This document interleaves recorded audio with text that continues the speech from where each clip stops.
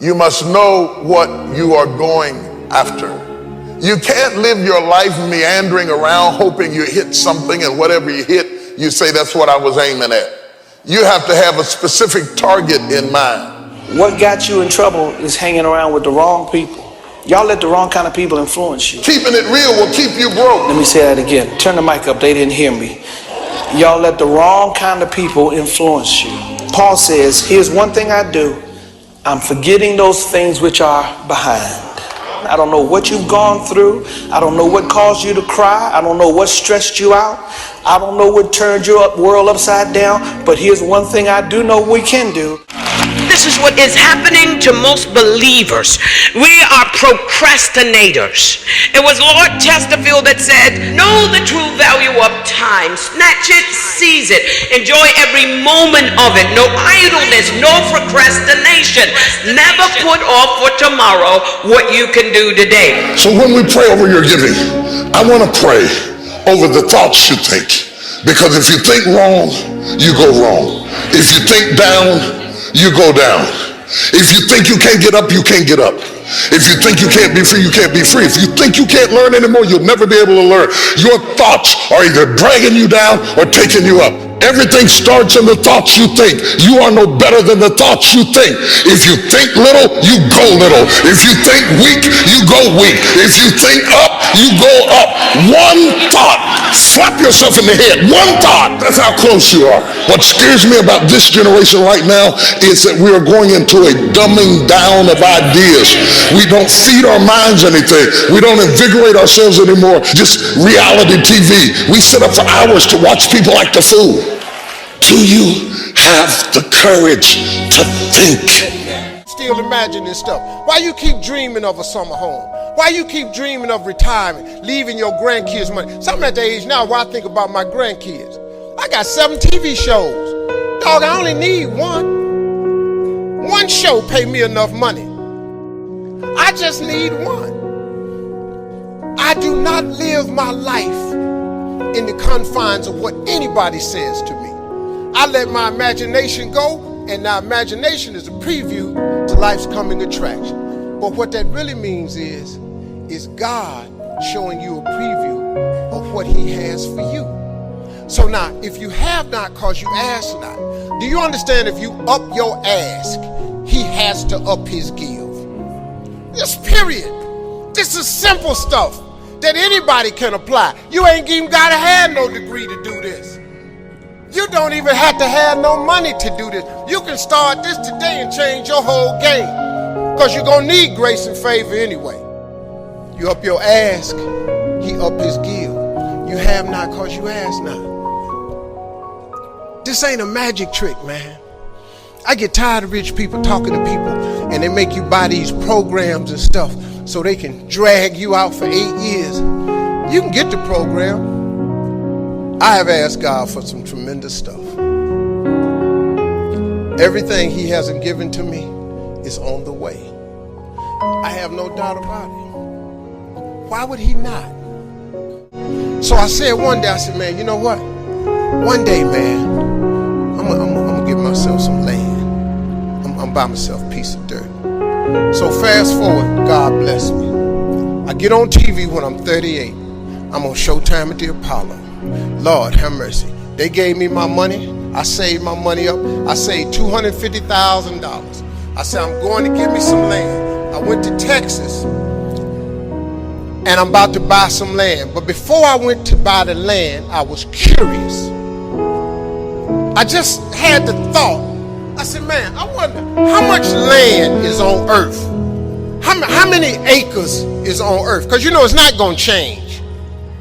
You know, God lets you fly. God lets you dive on the water. God don't let you make dirt. Can't make dirt. So I looked it up. It's roughly over, just a little bit over 36 billion acres of land. 36 billion acres of land. So I just got a little bit more curious and I said, well, how many people on earth?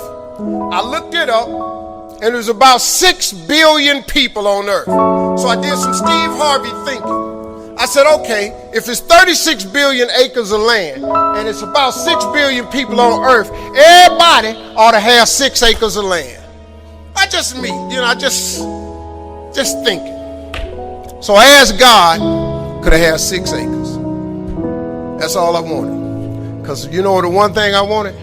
I didn't care if I put a house on it or nothing. I just wanted to be a stand somewhere and couldn't nobody run me off. So I got this money, man. I saved my money. I saved $250,000. I'm going and I'm looking for some land. The first day I get there, I see a piece of land in Texas, so beautiful. I couldn't believe it. Had rolling hills, had a pond on it where I could fish. The dude took me over there. I look at the land, and I'm looking out. I said, man, this is great right here. I said, sir, how much is this right here? He said, well, it's about $600,000. I said, man, I ain't got that kind of money.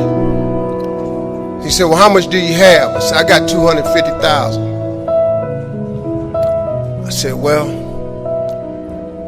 let me think about it, man. He said, let me think about it. And I was standing there, and then I stopped. I said, sir, can I ask you a question, man? How many acres of land is that? He said, this is 6 acres.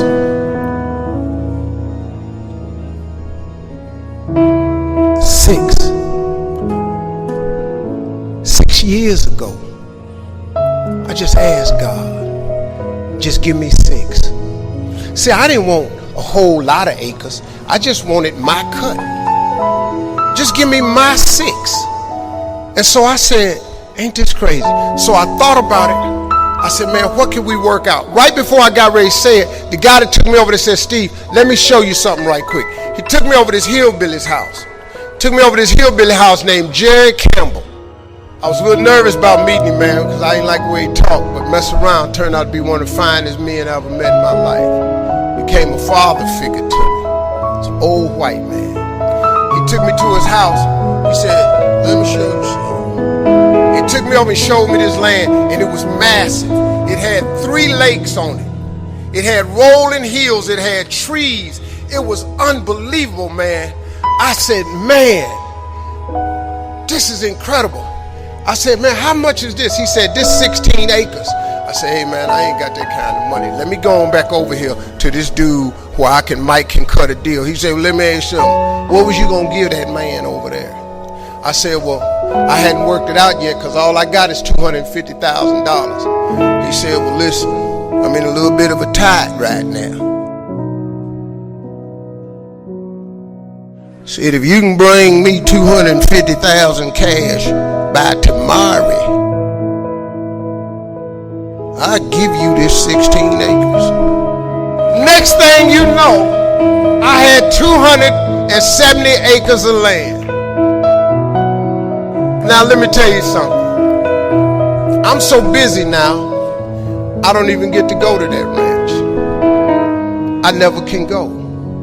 And I thought I was going to be fishing and save it for my kids' rest of life. But God had another plan for me. That's the ranch that I have my mentoring camp on. I bring 1,000 black boys out there with 1,000 single mothers. And that was the purpose of that ranch. I never go there to fish at all. But see, that's what I wanted. I thought that's what it was for. But God got another plan. His way is way bigger than yours. You can't even see his way.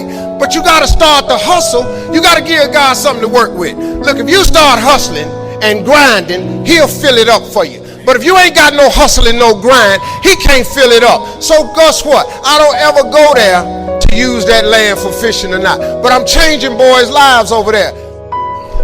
My story is really a story about faith. Really is, man. I come out the dirt. I have no college degree. All of my children do.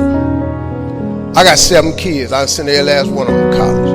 I made sure all my kids went to college because I know they got to have that education. Well, Daddy, you didn't go to college. Well, your ass ain't got no jokes.